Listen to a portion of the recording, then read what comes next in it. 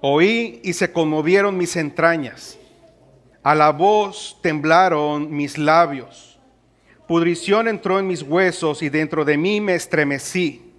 Si bien estaré quieto en el día de la angustia, cuando suba al pueblo al que lo invadirá con sus tropas, aunque la higuera no florezca, ni en las vides haya fruto, aunque falte el producto del olivo, y los labrados no den mantenimiento, y las ovejas sean quitadas de la majada, y no haya vacas en los corrales. Con todo, yo me alegraré en Jehová, y me gozaré en el Dios de mi salvación. Jehová es el Señor es mi fortaleza, el cual hace mis pies como de ciervas, y en mis alturas me hace andar. Permítame leerle como dice la versión Dios habla hoy. Pero yo espero con paciencia el día que la calamidad vendrá sobre la nación que nos invade. Aunque la higuera no dé fruto o no floreciera, ni haya fruto en las vides, aunque falle la cosecha del olivo y los campos no produzcan alimentos, aunque en los corrales no haya ovejas ni ganado en los establos, aún así yo me voy a regocijar en el Señor. Me alegraré en Dios, mi libertador. El soberano Señor es mi fuerza. Da a mis pies la ligereza de una gacela y me hace caminar por las alturas. Padre,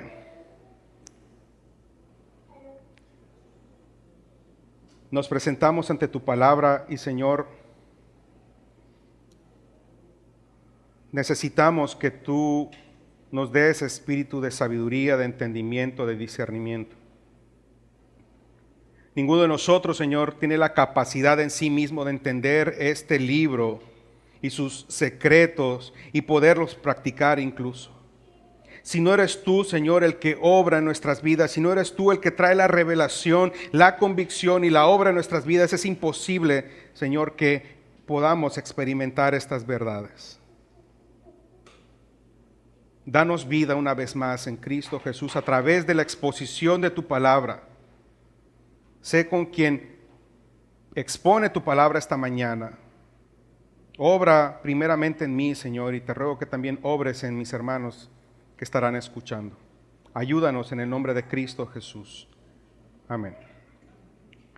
Por la gracia de Dios, estamos llegando a la última entrega de la serie Abrazados a Dios.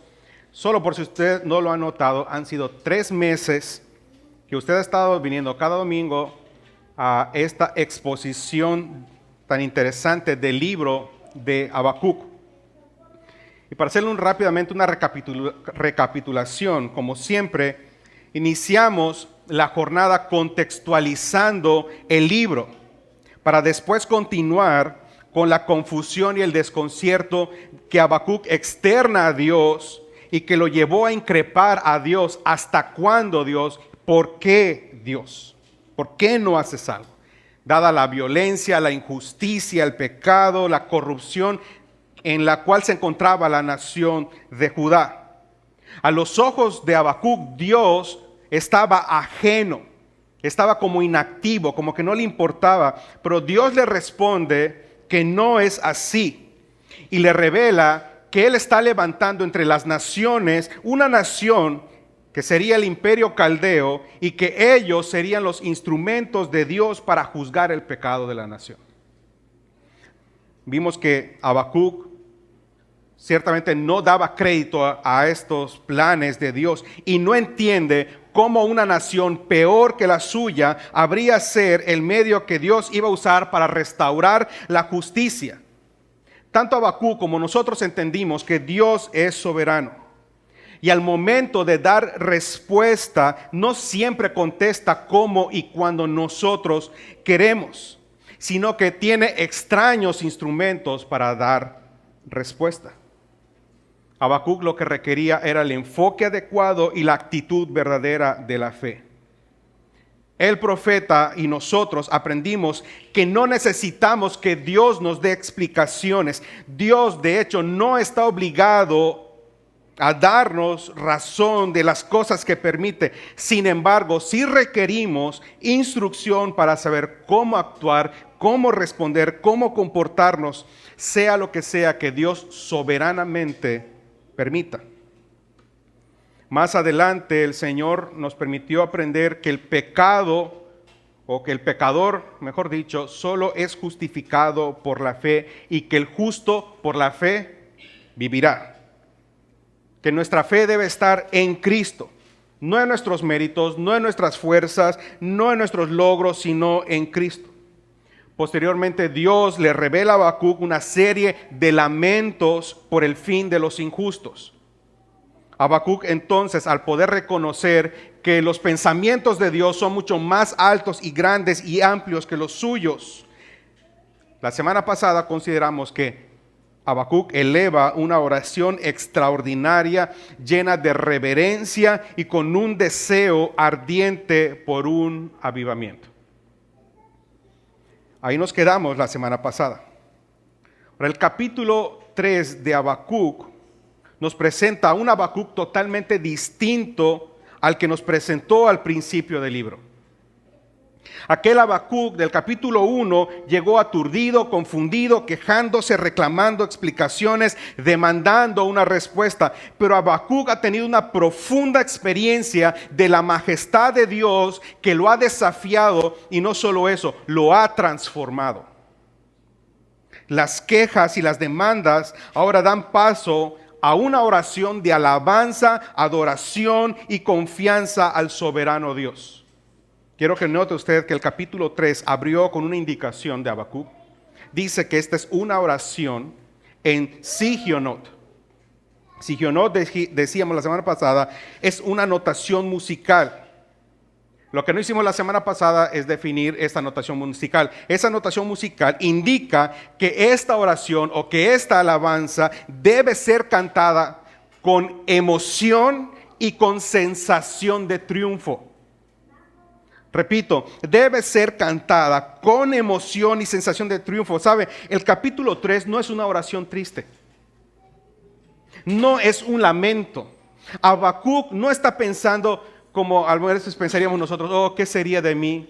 Sería como un pájaro herido que se muere en el suelo. Ese no es el pensamiento de Habacuc. Habacuc está con una sensación de victoria. Su fe ha crecido por el impacto de la majestad de Dios. Otra cosa, Habacuc no está expresando un pensamiento optimista ni positivo. Él está afirmando su fe en Dios.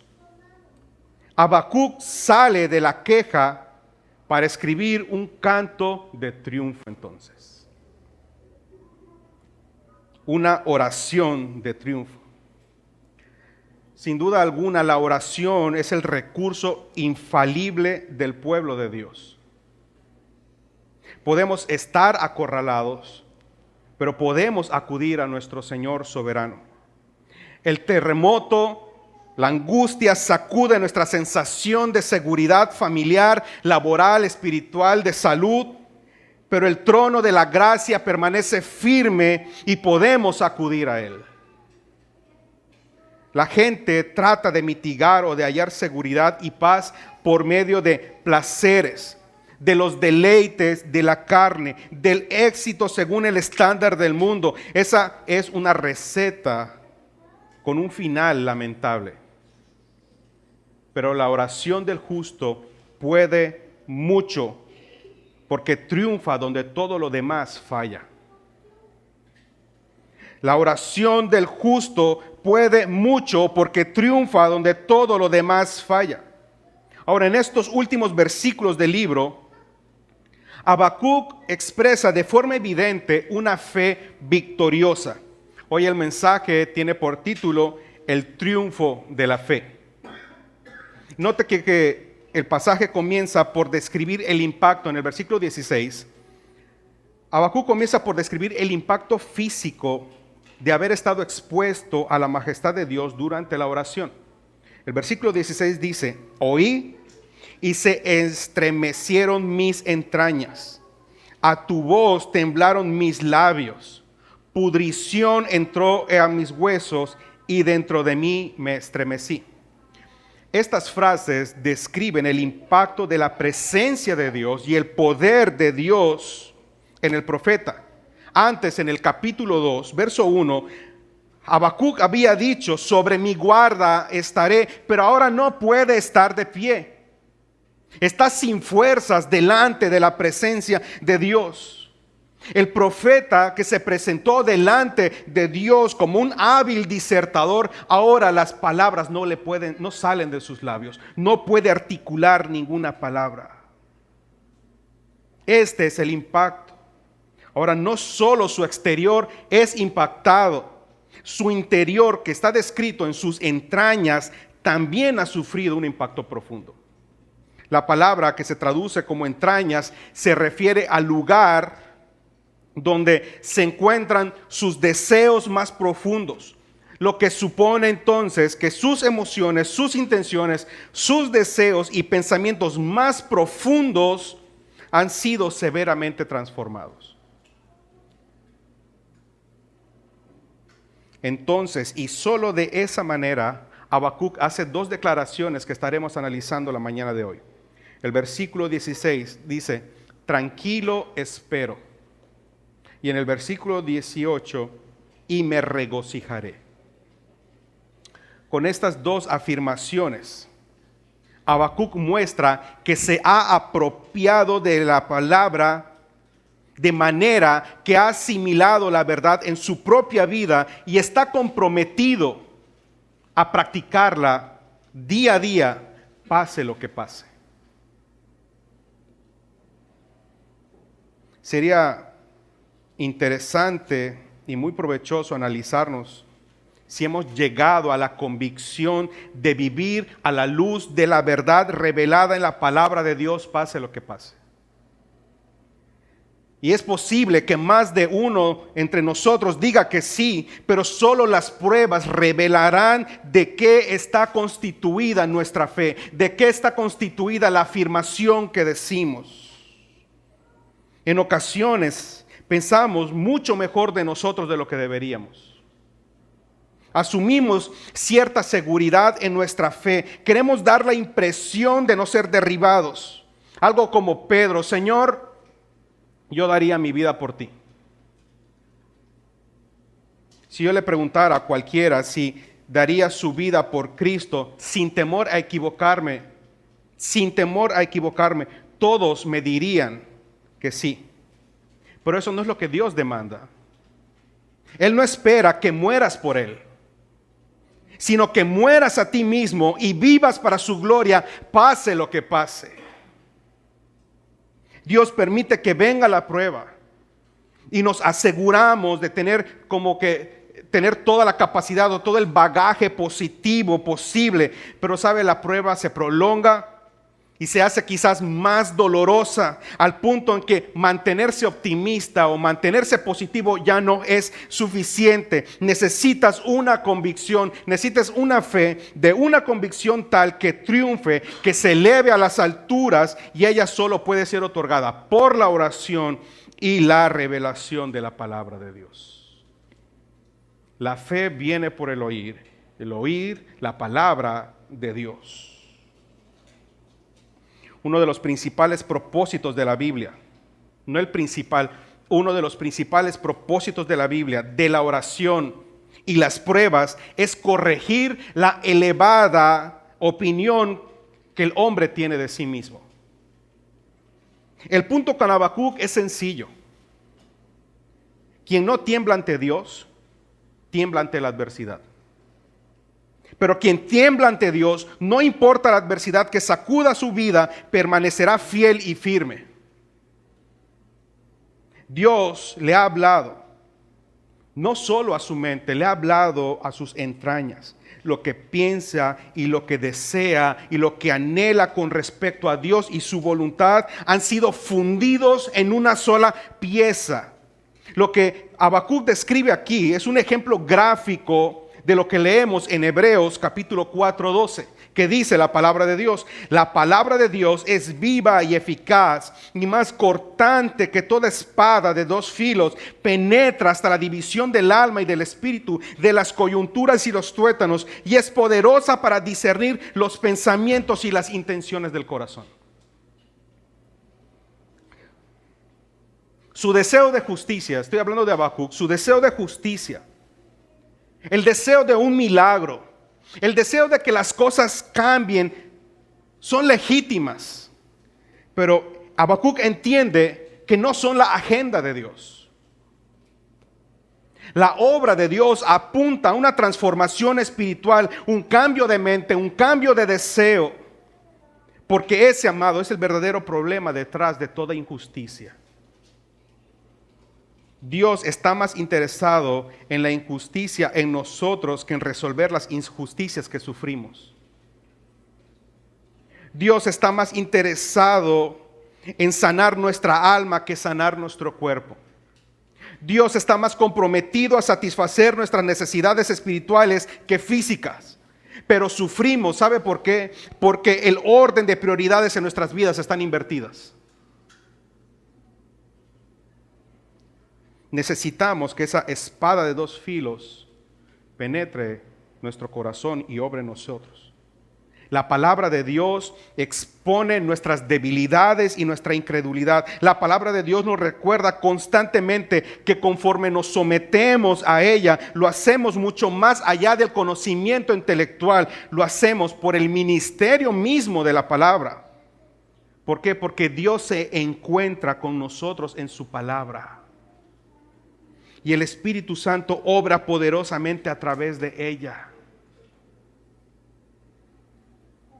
La Biblia, amados, no es una colección de historias bonitas. No es una colección de historias viejas y mitos.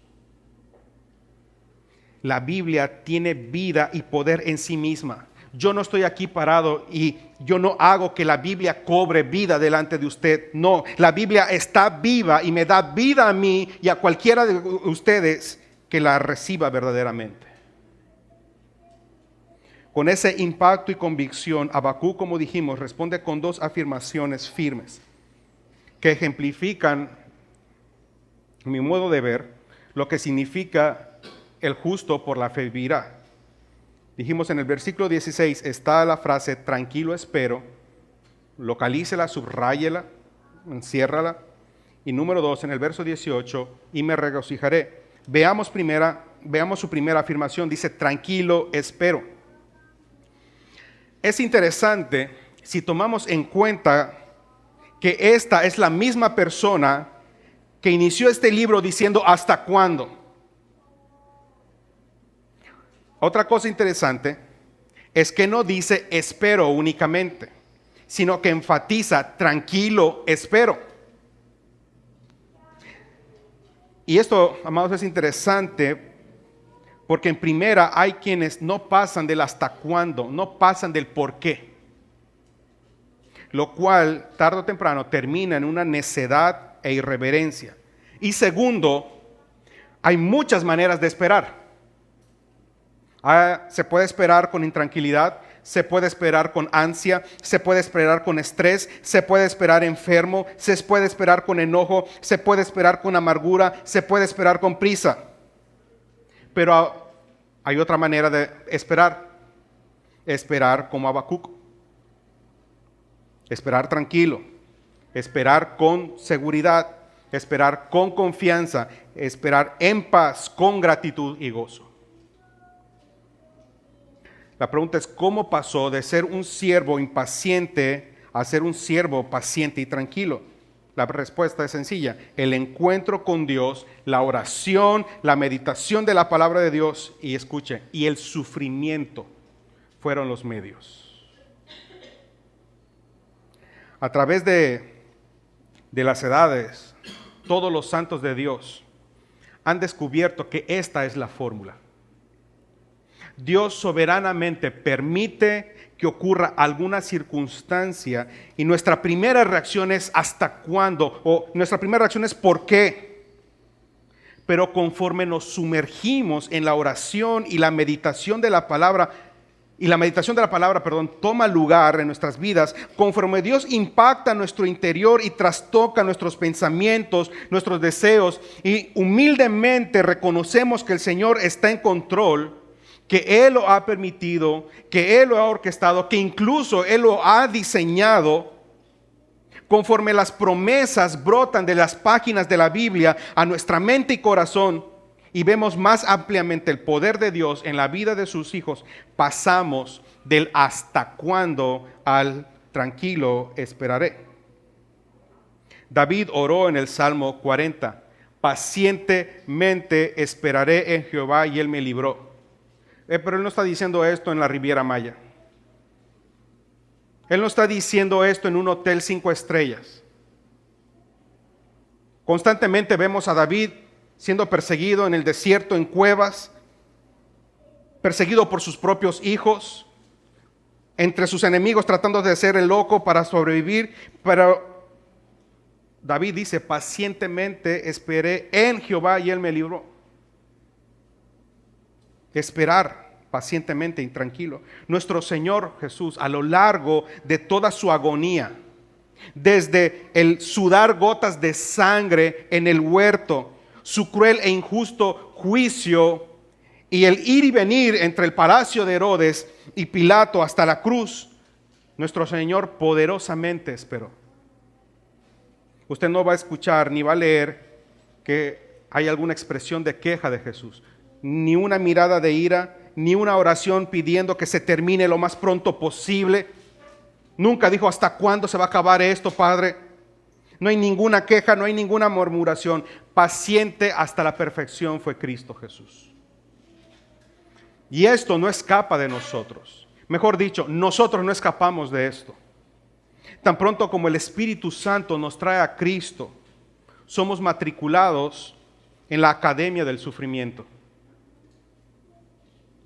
Pronto nos damos cuenta que la única manera que nuestra fe triunfe es negarnos a nosotros mismos, mucha oración y la meditación de la palabra.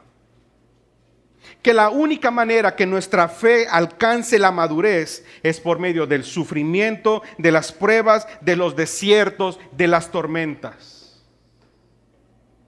Dios parece decirle a Habacuc, no es como y cuando tú quieras. Tú espera, de hecho se lo dice en el capítulo 2, tú espera que mi promesa se cumplirá. Yo estoy a cargo, yo tengo el poder y la sabiduría para controlar y tratar con toda aquella situación. Habacuc, tú no necesitas razones o explicaciones de mi parte. Es más, yo ni siquiera tengo por qué dártelas. Pero tú no temas a lo que te rodea, no temas ni al futuro. Teme al Señor, a Él sea tu reverencia y adoración. Deja que yo haga mi trabajo, deja que yo avive mi obra. Y al parecer Habacuc responde, muy bien, Señor, he oído de ti y he temido. No seré irreverente, no seguiré insistiendo con mis hasta cuándos y mis porqués. Tú ciertamente has sido muy misericordioso al responderme. Pero tú soberanamente en primera instancia, porque esto nos ocurre, lo que voy a decir. La soberanía de Dios nos incomoda. Nos incomoda. Nos incomoda porque nosotros no podemos controlar nada. Y nosotros tenemos el deseo de controlar las cosas. Cuando nos damos cuenta que Dios y su soberanía son manifiestas, nos incomoda.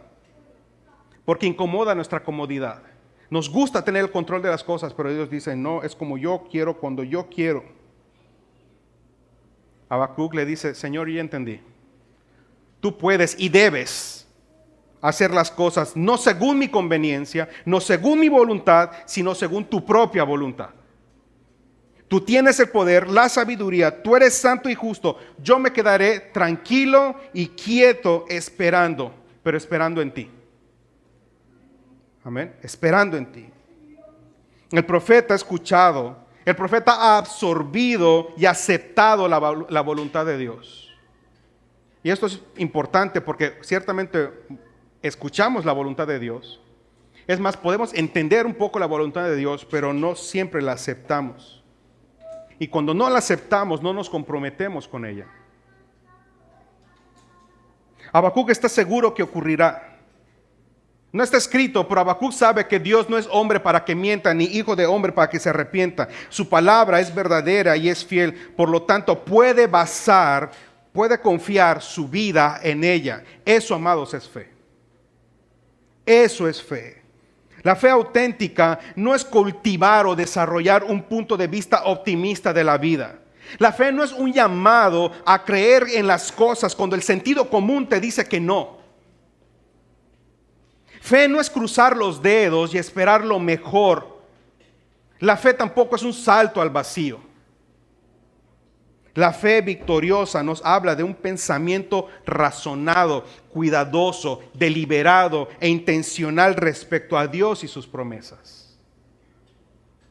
Si estás completamente cautivado por las realidades que Dios ha prometido, entonces como vives tu vida hoy, como vives tu vida en el presente, será radicalmente distinta. Fe, amados, es certeza expresada en acción.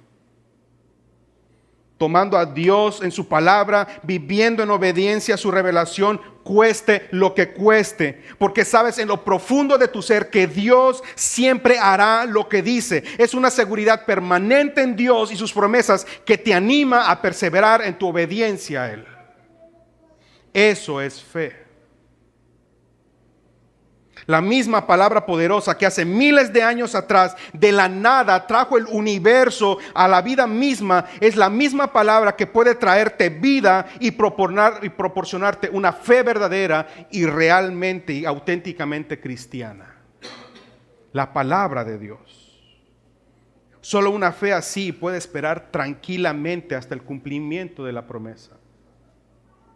Quien posee esta fe, el cristiano que posee esta fe no requiere explicaciones y no requiere ni siquiera una fecha concreta. Si usted nota, esta actitud de Habacuc contrasta a la tranquilidad que muchas personas parecen demostrar en ciertas circunstancias externas. Por fuera aparentan, pero por dentro su ser está agitado. No pueden dormir. Oran que Dios tome el control, pero se levantan de orar y continúan queriendo mantener el control. Sus oraciones no son sinceras, sus palabras no son sinceras, sus reacciones no son las apropiadas y no pasan al siguiente curso, por llamarle así, hasta que no aprueben esa materia. Y créame, Dios no tiene prisa ni cobra por exámenes extraordinarios. Dios no tiene ninguna prisa en que tengamos que recursar la materia. Haga de cuenta que en el salón del Espíritu Santo, el Espíritu Santo tiene escrito en la pizarra lo que dice Isaías 30:15. En descanso y en reposo serán salvos, en quietud y confianza está vuestro poder. Ese es el secreto. ¿Recuerda cómo definimos o cómo definía yo fe? Creer, confiar y descansar. Bueno, fe significa creer y confiar en las promesas de Dios, lo cual incluye descansar. Cuando confiamos en Dios, no tenemos que afanarnos nosotros mismos. Dejamos todo en manos de Dios. No tenemos que poner todo nuestro esfuerzo en tratar de cuidarnos o protegernos a nosotros mismos. Nadie de nosotros nos puede cuidar mejor de lo que Dios nos cuida a nosotros. Tenemos al mejor protector y al mejor guardián en Dios. Podemos descansar en Él. La palabra de Dios dice que nunca se dormirá el que te guarda. Tú te vas a dormir y dejas a tus hijos, pero tienes que dormir, tienes que cerrar los ojos. Pero aquel que te guarda nunca duerme. Tu Padre protector nunca duerme.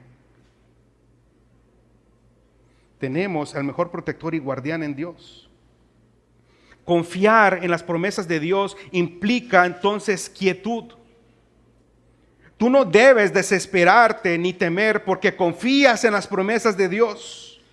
Si tú no confías en las promesas de Dios es porque no crees en Dios, no conoces a Dios. Solo aquel que sabe que Él puede, solo aquel que sabe y reconoce que Dios actuará en base a su palabra, desarrolla una profunda confianza en el Dios que le ama.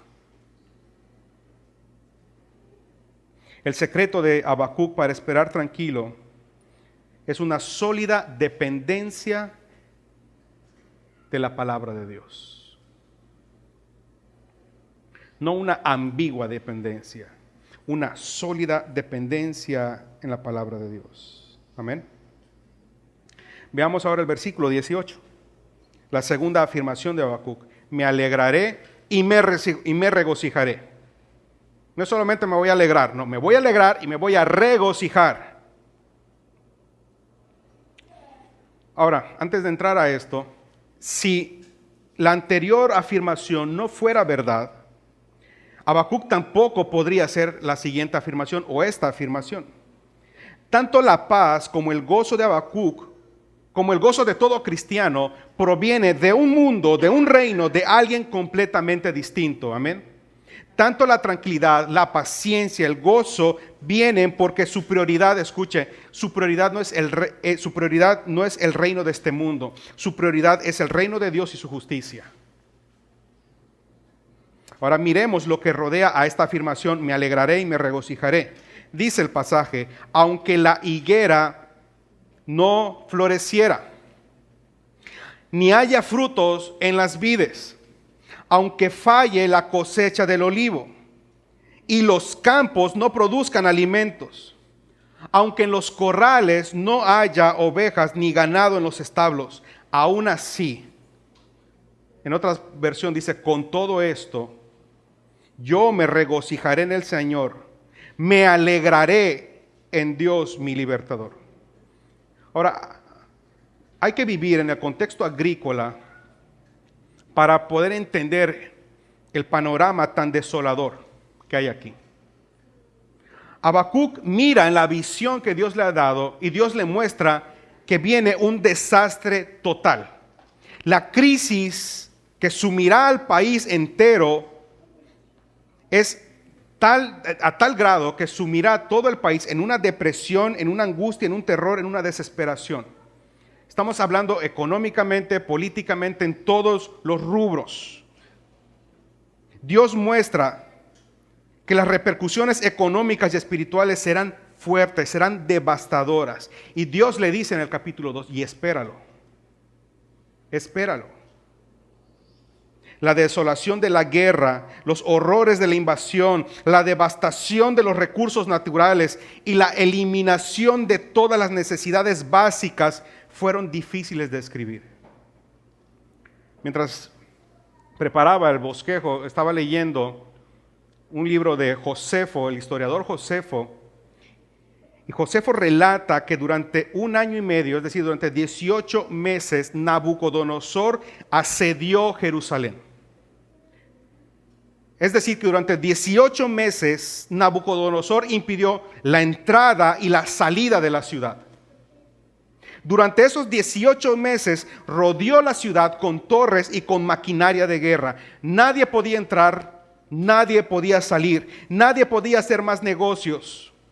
Usaron y devastaron todos los recursos naturales. No había ovejas ni para comer, no había ovejas para el culto del templo. Todo es destrucción. No hay grano, no hay nada que sembrar, no hay nada que cosechar, no hay aceite, no hay vino, no hay carne, no hay lana, no hay tela para confeccionar ropa o para vender y obtener otros recursos. No hay comida de ningún tipo, no hay fruta, no hay vegetales, no hay cereales, no hay leche. La economía está devastada. Podríamos decir, es el fin de todo lo que puede sustentar al cuerpo y al alma. La manera en como Jeremías, Dios le muestra cómo iba a ocurrir esto, de verdad es realmente horroroso lo que ocurrió. Llegaron a tal punto de tal hambre que las madres cocinaron a sus propios hijos.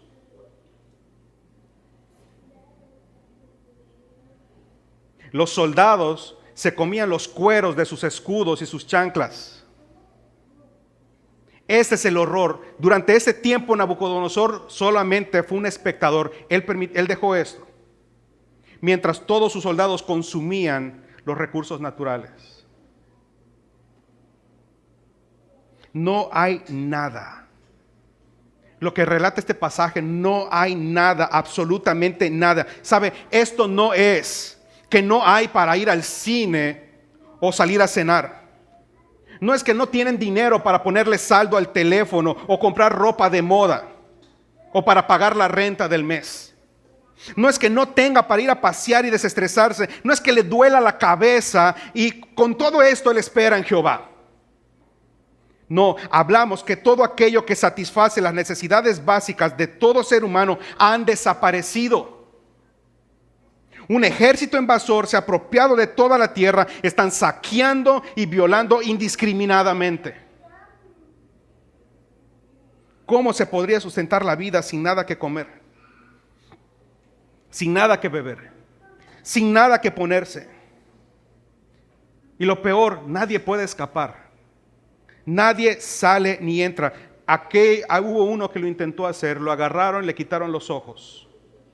Nadie sale ni entra. No hay dónde esconderse. No hay cómo tú puedas proteger a tu familia de un enemigo que constantemente está acechando la región.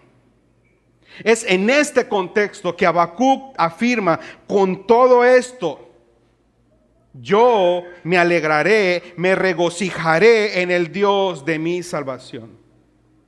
Estoy seguro que ninguno de nosotros ha tenido esta experiencia, gracias a Dios. Por lo menos frijol hemos tenido. Gozamos de libertad. Por lo menos el pan nuestro de cada día Dios nos los ha proporcionado. Y sabe, tener el pan nuestro de cada día o vivir al día, como solemos decir, no es una maldición, es una bendición. En el mundo vivir al día es una maldición. Para nosotros, tener el pan nuestro de cada día es una bendición. Si tú entiendes que nada te mereces de parte de Dios. Pero nos hemos acostumbrado al exceso.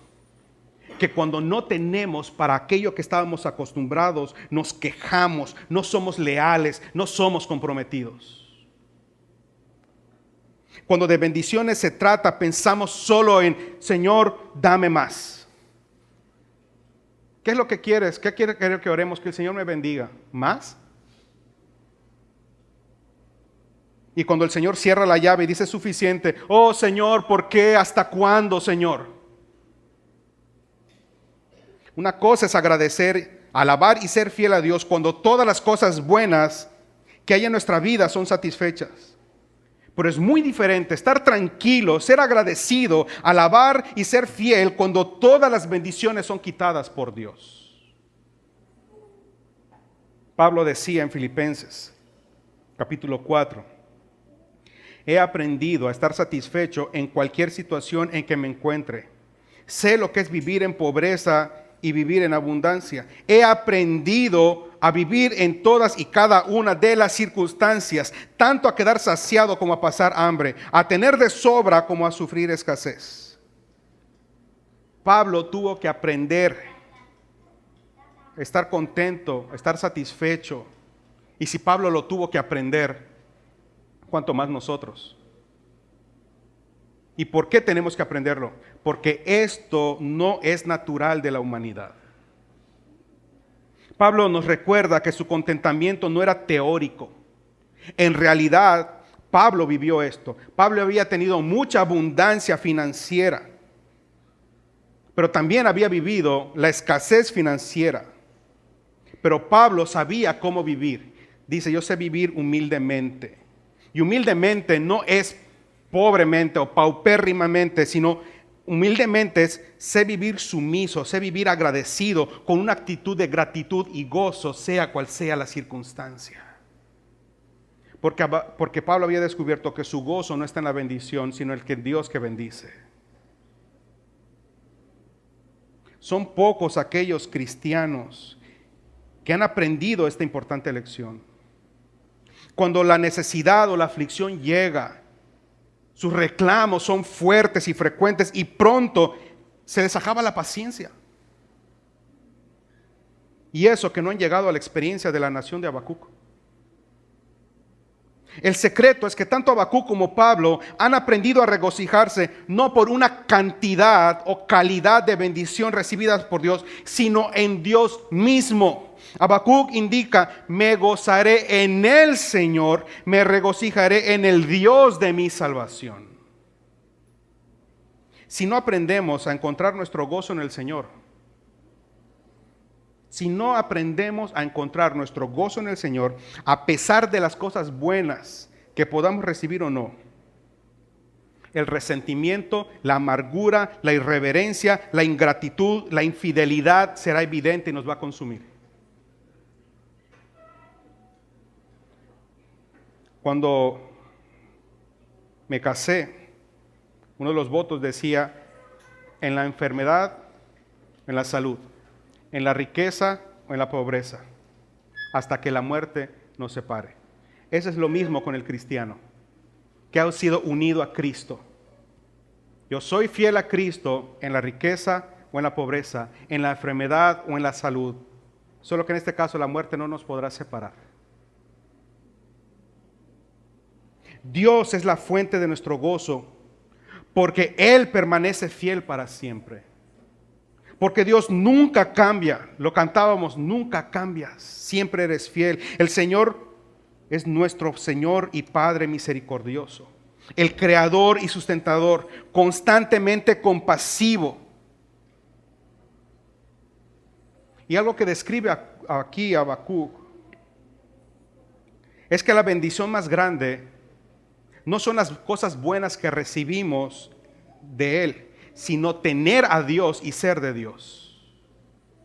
Le repito, la bendición más grande que usted tiene no son sus hijos, no son su esposo, su esposa, no es su trabajo, no es el dinero. La bendición más grande que tiene es tener a Dios y que Dios le tenga a usted. Ninguna bendición se puede comparar a la bendición de nuestra salvación. Ninguna. Nos ha salvado de nuestros pecados, de sus repercusiones espirituales respecto a nuestra comunión y relación con Dios. Hemos sido bendecidos con toda bendición espiritual. Nos ha escogido, nos ha llamado, nos ha perdonado, nos ha justificado, nos ha adoptado, nos ha hecho herederos y coherederos con Cristo. Nos habrá de glorificar. Empezó una buena obra que va a perfeccionar. Nos ama a pesar de cómo somos. Tal fue su amor que nos bendijo entregándonos a su propio Hijo. Pagó nuestra deuda. Sobre Cristo derramó su ira y a nosotros nos manifestó misericordia. Nos libró del poder del pecado, del enemigo y de la muerte. Tenemos esperanza después de la muerte. Si esto no es una bendición para ti, amado, no sé en qué está tu fe entonces. Si esto para ti no es tu mayor bendición, si tener a Cristo y que Cristo te tenga no es tu mayor bendición, realmente es de lástima la vida que vives. Nos ha dado su vida. Nos ha dado su vida. Nos ha dado a sí mismo como la mayor bendición. Por eso Él es la fuente de nuestra paz y gozo. Si Cristo no es tu gozo, en nada ni nadie más tendrás gozo y paz. Si Cristo no es tu gozo, en nada ni en nadie más lo podrás encontrar. No hay nada fuera de Cristo que tenga la capacidad de ser la fuente de gozo, de paz, de seguridad, de confianza. Todo eso, todo lo que ofrece el mundo, ¿sabes qué es? Es imitación barata de lo que es Cristo Jesús. Cristo es soberanamente maravilloso, glorioso. No hay palabras humanas para describir lo que es Cristo. Si Cristo no es lo más valioso, entonces otra cosa está ocupando tu lugar en tu corazón. Tus prioridades están desbalanceadas. Si nuestra fuente de gozo es Dios, entonces no habrá aflicción que pueda perturbar nuestra alegría. Es más, usted debe saber que la aflicción tiene como uno de sus propósitos el enseñarnos a regocijarnos en el Señor, sea cual sea la circunstancia que Él permita. Porque la aflicción produce gozo cuando podemos contemplar y valorar la gracia salvadora en Cristo Jesús. Juan Calvino decía: nadie se sentirá tranquilo para sufrir la cruz, excepto aquellos que han aprendido a buscar su felicidad más allá de este mundo. Quiero decir, en Cristo. Porque los cristianos se regocijan incluso cuando se lamentan, porque su regocijo está en la esperanza del cielo. El gozo supera el dolor, no le pone fin. Su dolor aquí en la tierra nunca va a cesar, pero puedes tener gozo, puedes estar tranquilo. Si algo nos muestra Habacuc es que la tranquilidad, la paciencia y el regocijo están muy por encima de nuestras fuerzas. Debemos perseverar en la oración. El mejor remedio para el cansancio es la oración diligente y permanecer centrados en el Evangelio.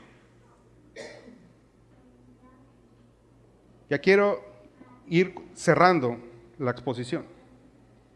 Es imperante para nosotros en nuestros días permanecer centrados en el Evangelio. Y esto es para hacer frente a las circunstancias que en el día a día se nos presentan, que el Señor permite. Por mucho tiempo, antes de Cristo, yo lidiaba con cómo se aplica el Evangelio día a día. Porque no es algo que simplemente tú puedas escuchar. Si no lo sabes aplicar y vivir, no tiene ningún efecto, no hay ningún beneficio ahí. Necesitamos aprender a estar centrados en el Evangelio para hacer frente a las circunstancias que día a día se nos presentan. Debemos aplicar el Evangelio para someter a nuestros ídolos, para crecer en la gracia y desarrollar una fe triunfante. Y hay 3 cosas que a mí me ayudan en esto y quiero compartírselo para ir cerrando. Número 1. Enfocarme en la gracia y en el amor inmerecido. Enfocarme en la gracia y el amor inmerecido. Esto es enfocarnos o enfocarme en que estamos en Cristo y por lo tanto no hay nada que pueda hacer para que Dios me ame más o para que me ame menos. Él me ama. Esto me ayuda a enfocarme en lo que Cristo ha hecho por su gracia, no en lo que yo voy a hacer o soy capaz de hacer. Esto me lleva a una segunda consideración: recordar que el soberano Señor está por encima de las circunstancias. Dios está controlando todo y como su hijo, mi vida está en sus manos, su vida está en sus manos. En el Evangelio, Dios me muestra que sus intenciones para sus hijos son bendiciones, no maldición. Es esperanza, no desesperación. Es resurrección, no muerte. Esto cambia completamente la manera en cómo yo voy a enfrentar el día a día. Puede venir una aflicción y ciertamente te duele, pero puedes afirmar tus pies porque sabes, te puedes proyectar hacia algo más grande que tú.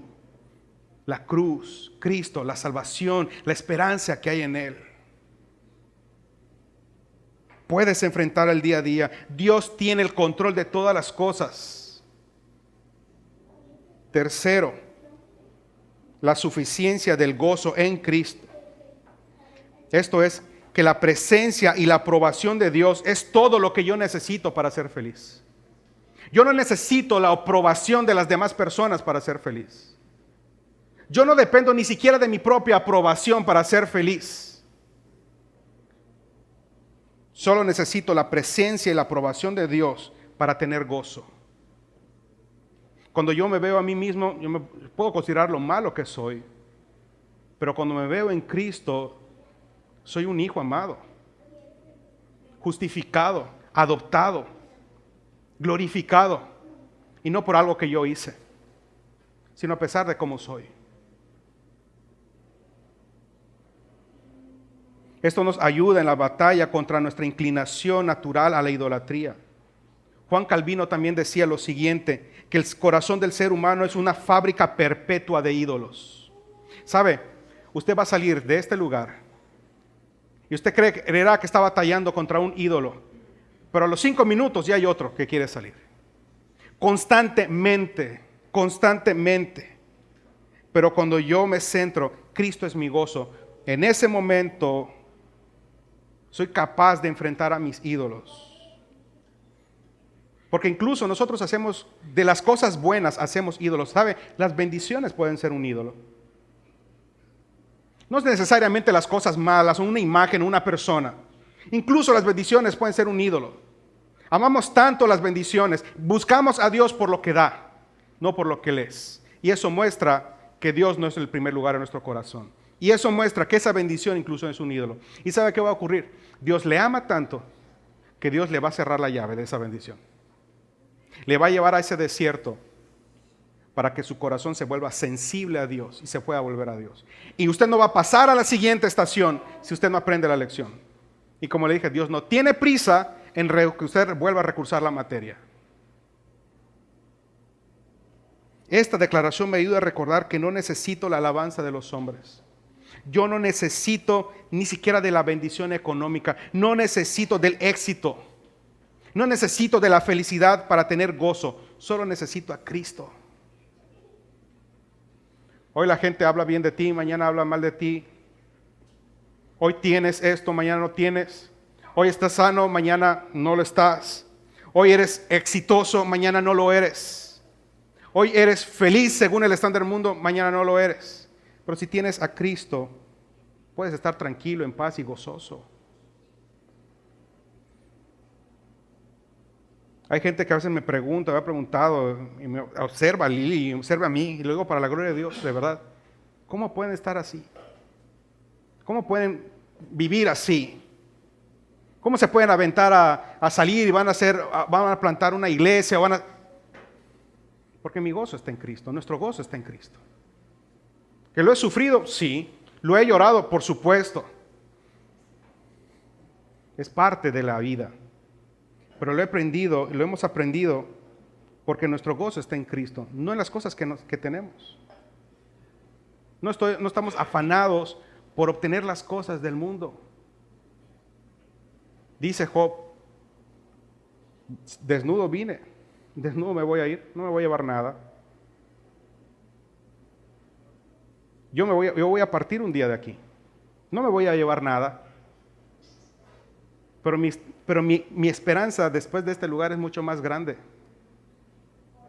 Mucho más grande. Porque nuestro gozo es Cristo. La muerte, la sepultura y la resurrección de Cristo, amados, es el evento más significativo en el tiempo y la eternidad. ¿Sabe? Cuando llega la culminación del Apocalipsis, cuando Dios escriba la última noticia en el cielo, el periódico dirá los grandes eventos de la historia. ¿Y sabe cuál será el evento? Solo hay una historia, no varias historias, solo una. Jesús, el Hijo de Dios, fue dado por el Padre, se hizo carne, vivió una vida sin pecado en sumisión al Padre, ofreció su vida una vez y para siempre como sacrificio por esos pecadores, fue sepultado y rompió el poder de la muerte en su resurrección. Y eso, amados, tiene muchas implicaciones. Aprendamos a vivir centrados en el Evangelio. El Evangelio es glorioso porque el Evangelio no es acerca de nosotros ni de lo que hacemos. El Evangelio es glorioso porque es la gran noticia de quién es Jesús y lo que ha hecho para la gloria de Dios y como beneficio del pueblo de Dios. El Evangelio es acerca de lo que Dios ha hecho con el propósito de ser salvos de su ira. Y esto no es acerca de tu sentido y mi sentido de propósito en la vida, o tu sentido y mi propósito de significado. Esto no es acerca de tus problemas psicológicos, emocionales o económicos o de salud, o de lo que tú llamas mis asuntos. No, esto es acerca de algo mucho más profundo. Esto es acerca de algo que se llama pecado. ¿Sabes por qué sufrimos? Por el pecado. ¿Por qué nos enfermamos? Por el pecado. Tan pronto y el capítulo 3 de Génesis apareció, vinieron las enfermedades. Sufrimos injusticias por el pecado de otro o por mi propio pecado. Cuando interactúan nuestros pecados, se frotan y hay injusticias. ¿Ya? Pero esto no se trata de problemas morales, psicológicos, económicos. El problema es mucho más profundo, se llama pecado. Esto no es acerca de tu necesidad. Esto no es acerca de tu posición ante la sociedad. Esto es acerca de tu posición y mi posición ante Dios, quien es creador y juez de todo. Esto no es terapia. Tú no vienes a terapia. Tú necesitas reconocer un sacrificio y recibir el sacrificio de sangre de Cristo Jesús. Esto no es un buen consejo para que tú vivas una vida mejor, una vida moral para el bienestar personal. Esto es resurrección después de la muerte. El Evangelio es maravilloso porque nuestro pecado fue grande. Y fue grande porque pecamos contra un Dios eterno, grande y glorioso. No un diosito. Contra un Dios glorioso. Le aseguro que si Dios deseara hacerte sentir mejor respecto a ti mismo, respecto a tus dificultades, respecto a tus problemas económicos, mentales, psicológicos, Dios no habría desperdiciado la sangre de Cristo Jesús.